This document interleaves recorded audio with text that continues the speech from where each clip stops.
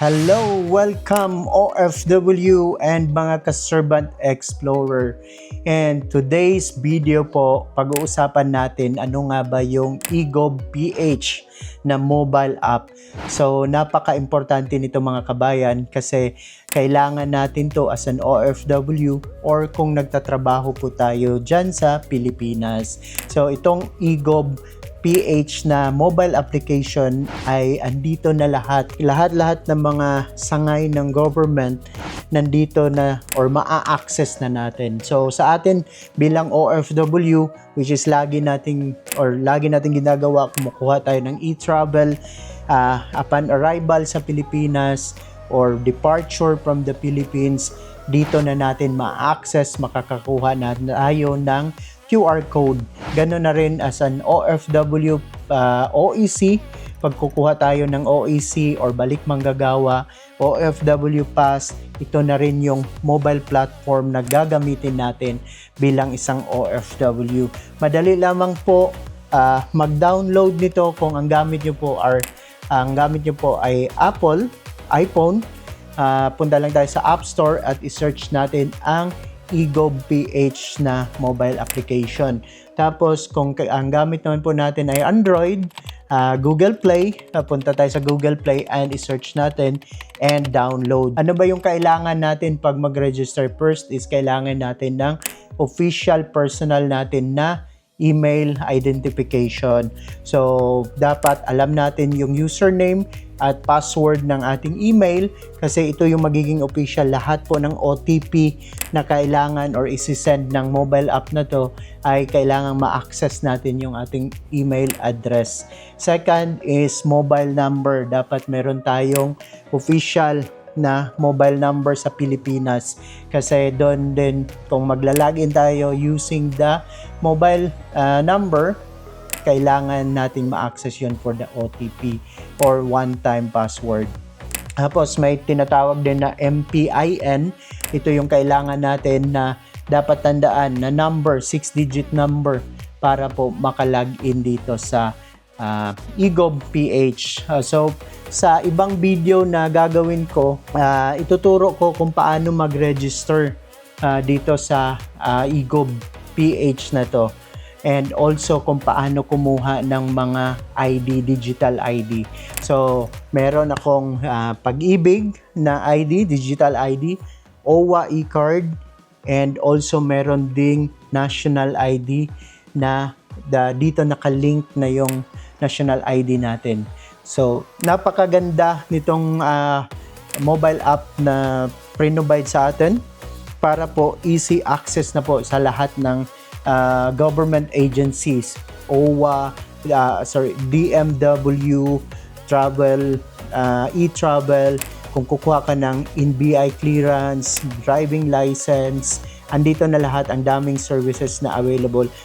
Ito po, LGU, yung travel, yan yung sinasabi ko kanina, health, tapos jobs, okay? May mga vacant jobs din dito. Ayan, mag-submit ka ng resume.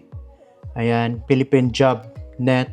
So, isa yan or kasama yan. Weather update, ayan. So, i-ask nila yung location mo. Then, tourism, ayan, SIM card, startup, agriculture, OFW. Ayan, ang dami mo ditong makikita ng mga or government agency na mga ino-offer ng ating government. So, current weather update, ang pinaka-importante dito is e-travel for us OFW, PhilHealth member portal, online driver's license application, Pag-ibig fund services, and the OFW. Ayan, so dyan sa gitna makikita natin ang digital ID. Once nag-register ka dyan, makikita mo na yung iyong digital ID PhilHealth, and also kung nag-apply ka ng iyong national ID. So, pwede mo tong i-explore. Ayan, i-explore mo tong eGov.ph na ito and marami kang makikitang mga online service Ayan dito, most used services yung sinabi ko kanina.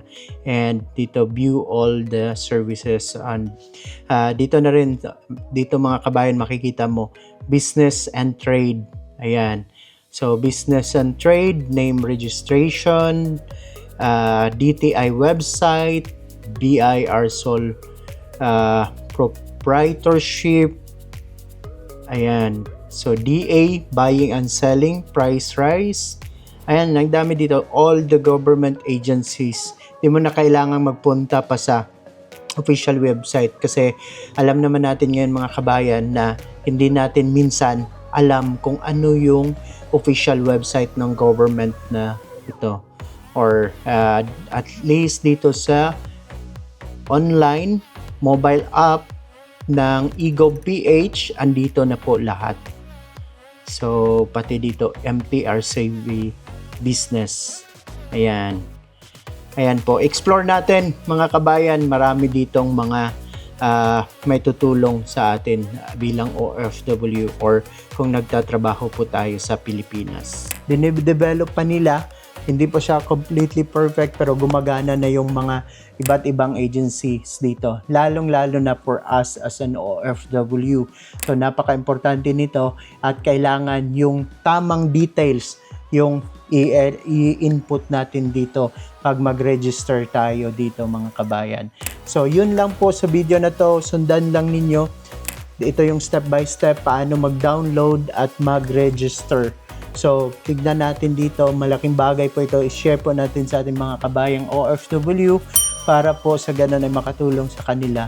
So, yun lang po mga kabayan, please continue to like and subscribe. Paki-share na rin sa ating mga iba't ibang kababayan na OFW itong video na to. Malaking tulong po ito sa ating mga kababayan.